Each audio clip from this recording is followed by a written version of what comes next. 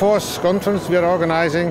The first one was in Strasbourg, then we had one in Barcelona, then in Vienna, and this is the fourth one in Copenhagen. First of all, it's the meeting place for all the people to meet, so in fact you can discuss the subjects with your colleagues. This is also the meeting place for companies to show their innovations, because in fact over here you see the main people in the asphalt area. So in fact if you want to show your new innovations, then it's the place to be. Another issue that is also very important when you want to reduce energy is in fact to see to it that you use less energy when you produce asphalt. And of course we also saw several presentations or papers in that area.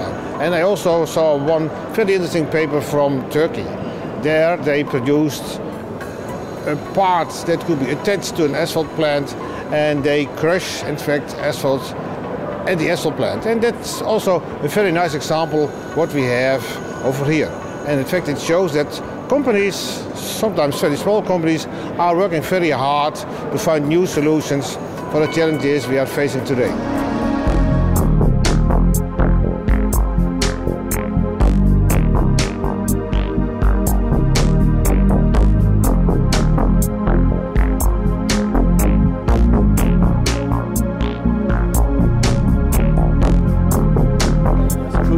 Asphalt, as we crush aggregate, we crush it and then we produce asphalt right away. I got information of a new type of asphalt plants. I never seen this concept before. It performed really attractive, simple, and as well economical as technique. I was convinced that it's a good way of constructing a plant. Actually, I'm not dealing with asphalt production. I'm from the road directorate, so I'm the road owner, so I use the products. But of course, I'm interested in having as well the best products as the most economic solutions for this. So it was very new things for me. I never saw it before. It was very interesting to visit this stand.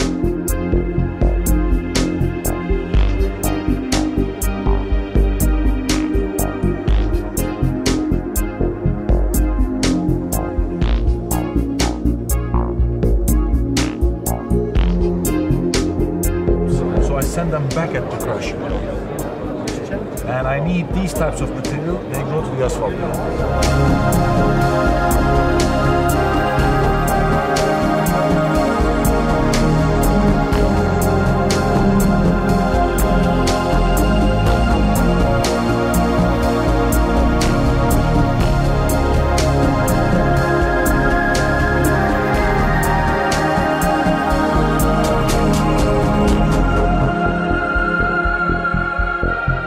Hi, my name is Manuel Batista, and I'm European Director of World Highways and Aggregates Business Europe magazines. We are official media partners of the IAPA and Eurobitume Congress, and it is an event which we are very happy to promote and to sponsor, given the subject matter and the importance for the industry. The reason we come to this event is that it is a very targeted, very niche event which promotes all that is to do with improving roads, road infrastructure, and also to update people on the latest technology and information that followed for the last 4 years. The event before took place in Vienna in 2004 and in Barcelona in 2000, and we're very happy to be sponsoring it again in Copenhagen in 2008. The way we see the event being promoted is through the circulation of our magazines, World Highways and Aggregates Business Europe, and to reach people that might not necessarily get a chance to come to events like this one. And obviously to help to promote and update all that is important, and to set a standard with regard to road infrastructure. We see companies like E-MAK or Ninas or other leading companies in their field very much at the forefront of the technology in producing better quality road surfaces, from asphalt to aggregates to additives. And this is something which we are very, very happy to promote. The benefit to us is mutual. We have a high standard of circulation and editorial, and they have a very high standard of quality of product. And that is something which we are happy to work together with. E-MAK is a company which is leading the field in terms of asphalt plant production, but also in finding ways of improving the way and the technology in which asphalt and aggregates is produced. They've recently developed a system for reducing CO2 and for helping the environment by, for example, not stockpiling different grades of aggregate, which obviously collect different degrees of moisture, but rather producing aggregate as and when it's required. So having a system of supply and demand which is instant. The aggregate therefore is ready to be used and involved in the process of making asphalt, as opposed to having to take out the moisture from stockpiles of aggregates that exist. This does away with the need for transporting of the material, wheel loaders, fuel consumption, and essentially it cuts out a load of extra cost, not just of fuel, but also of water in the pulverization process, removing dust and extracting moisture from stockpiles of aggregate.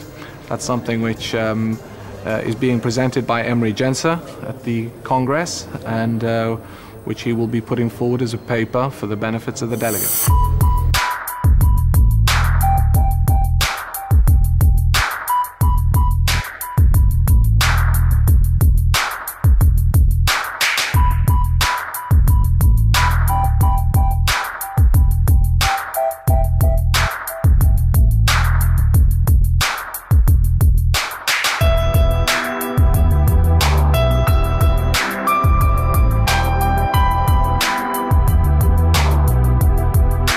The next speaker is Emre Gencer. Emre was born in Turkey. He completed his high school education in Istanbul, and in 1994 he went to the United States. He studied in California and after that at the Bishop's University in Quebec in Canada. And he graduated with a degree in business administration, and he made his concentration on general management. After that, he returned back to Turkey to work in the family business, the SimgeGroup, which was founded by his father, Emre Gencer. And Emre Gencer is the vice president of the SimgeGroup. Emre, the floor is yours. First of all, I'd like to thank the committee for this opportunity. This presentation is about a new aggregate preparation system that can be integrated to all asphalt plants in order to save energy and reduce costs. Here are the main advantages of using the new system. During my presentation, I will explain how the system works and go through each of these advantages. I'd like to begin explaining the new system by comparing it with the existing aggregate preparation system, where the required aggregate is stockpiled separately according to its size in large areas. When the aggregate is stockpiled, especially the fine ones, up to 5 mm, which composes the major part of asphalt, is subject to external factors such as rain and wind. And these factors, as we all know, lead to scattering, moisture, contamination, and oxidation. Instead of stockpiling these different sizes, we stockpile only one size of aggregate in the new system. The size is 25 to 70 mm. Why do we choose such size has only one answer. The aggregate size is big. It is a ballast material that has very low moisture content. When the aggregate is carried into the stockpile area, we have a crawler feeder in a tunnel to carry it for the necessary production. This is where the new system begins. Here is the new system integrated to a batch-type asphalt plant. On the left side, we have the stockpile of aggregate that is carried by a flow-controlled conveyor to the crusher. Our cold aggregate silos are at the back. However, we are not using them unless there are exceptional cases that I will explain later. We have a vertical shaft crusher. After crushing, the aggregate is carried by a vertical elevator to a sieve located at the top. The aggregate does not free fall after sieving. Instead, it follows a certain route in order to prevent segregation. At the bottom, we have 8 units of flow-controlled conveyor bands to carry the aggregate to the dryer unit of the asphalt plant. This is just a general explanation of the new system. I will explain each of the components in more detail. However, by observing the new system, we notice 2 important points. First, the aggregate that is used to produce asphalt is no longer pre-crushed to many sizes. In other words, we do not stockpile fine aggregate anymore. We have big size aggregate that contains 12 times less moisture content. Secondly, we crush the aggregate just before producing asphalt. This gives us another advantage. The heat of crushing is preserved. According to experiments that are applied in many locations, we observed 10 degrees of difference between the aggregate stored outside and the aggregate that is crushed and fed to the asphalt plant right away, as in the new system. These 2 points, low moisture because of aggregate size, preserved heat because of just-in-time production, are the key elements when we observe their effect to energy saving in the next slide. This is a comparison of the new system located at the right side of the screen and the conventional system on the left part. In conventional system, according to climate and type of aggregate, the moisture levels are taken as 5% or 3%. New system has only 0.25% moisture content because of the reasons I have explained before. So the difference that comes from low moisture makes an important difference. As you see, even if we take only 3% moisture into account, we observe 12 times less energy is spent to get rid of the moisture. And the difference from the heat adds into calculation. As conclusion, between 37% and 49% energy is saved with the new system, mostly just because we work with very low moisture. When these numbers are converted into currency, the difference is even more impressive for the asphalt producers. Reduction of CO2 emissions related to reduction of energy consumption. The CO2 emissions will naturally decrease in certain proportion depending on the type of fuel. Reduction of particulate matter. As we all know, dust pollution is an important issue.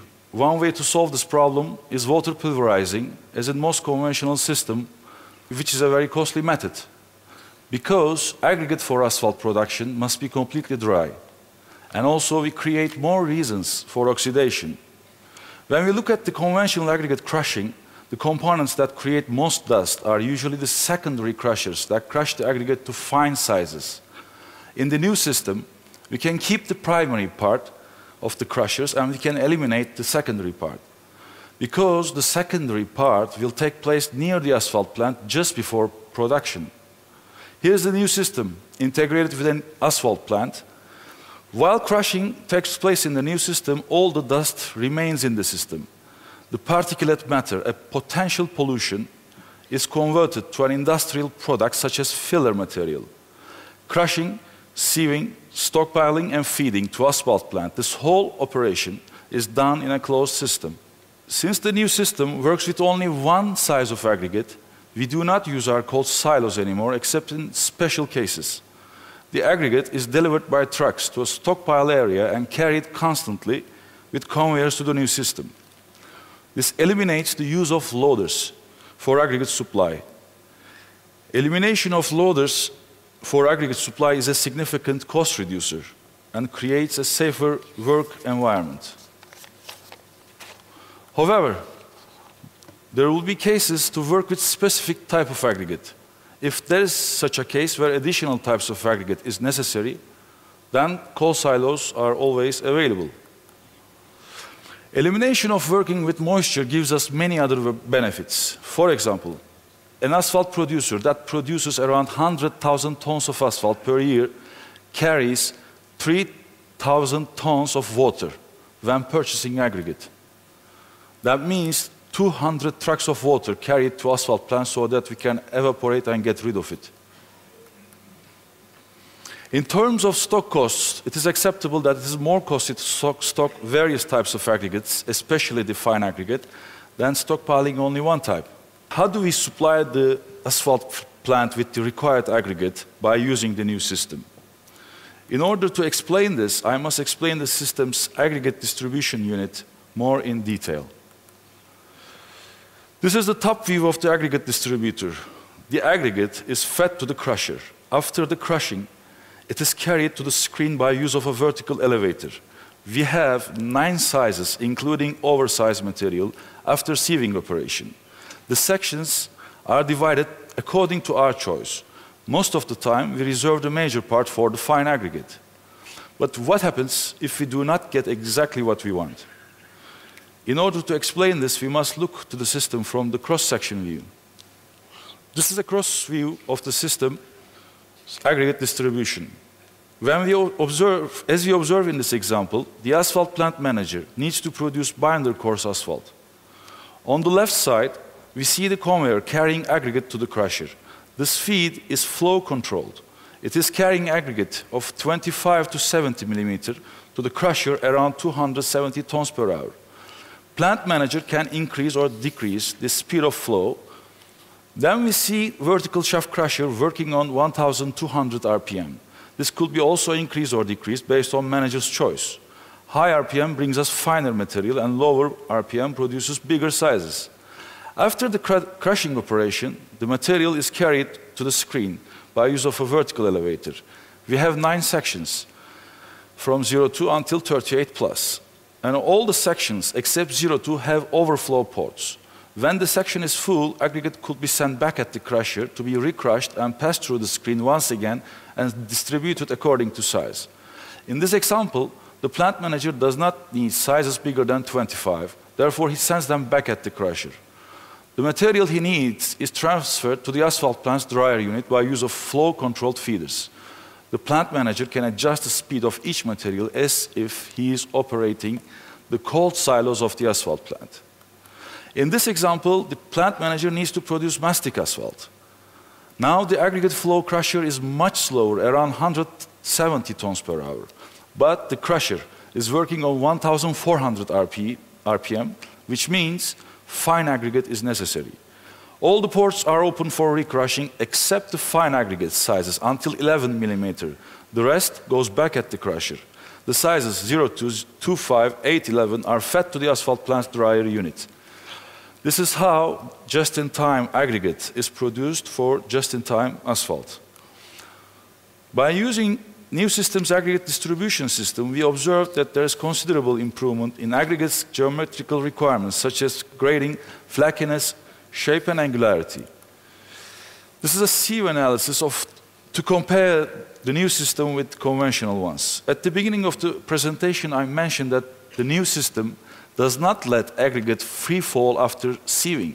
Instead, aggregate travels through a certain route without being segregated. In this table, we observe the sieve analysis of the fine aggregate.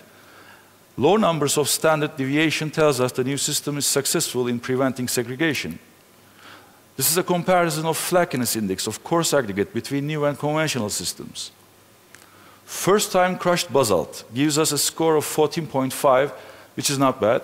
However, recrushing it gives us 9.1, which is really good. Same thing applies to the limestone, and being in Fi10 means we get exactly what we want. When we work with high moisture, we spend more energy, but that is not all. The capacity of the asphalt plant is also decreased. New system helps asphalt plants to work at their full efficiency by minimizing the moisture problem. Another benefit of working with minimized moisture is to be able to work in an extended work season. Because of the reasons I have explained earlier about elimination of moisture, while producing asphalt. Naturally, we can work with more efficiently during seasons with high humidity. The new system is not a theory, it comes from practice. The first application was made in '94. It was something quite different in many ways. With many developments, it became much more sophisticated than its first version. The new closed aggregate preparation system is working as an integrated part of asphalt plants in many work sites now in order to save energy. This is all. Thank you for your time and attention. Thank you.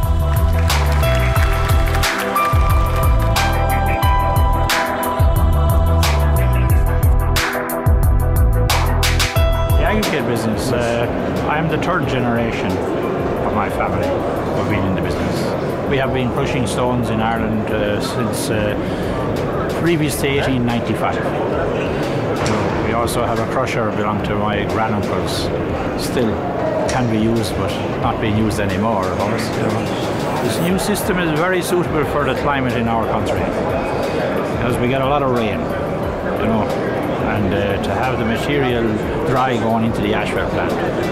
But number one would save us a lot of money in oil, and number two would give you a better quality asphalt coming from the plant. Because you can control the temperature and everything else, much easier with the drier stone. This system is very interesting for us, especially because of the climate that we have in our country.